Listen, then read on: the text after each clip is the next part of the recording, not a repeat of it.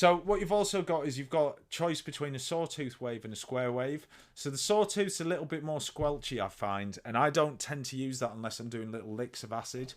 And the square wave's a lot more warmer, so I'll flick between the two and you can have a listen.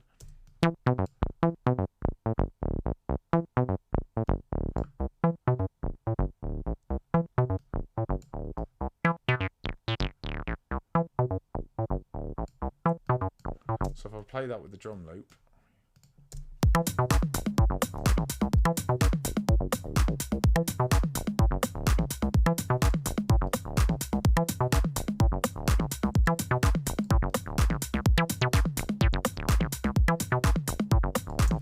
So I've got a very basic acid pattern, completely randomized it. You can get a lot more, go in with a lot more detail. Say if you've got a track already in a certain key, you can put the specific notes in the key of the track.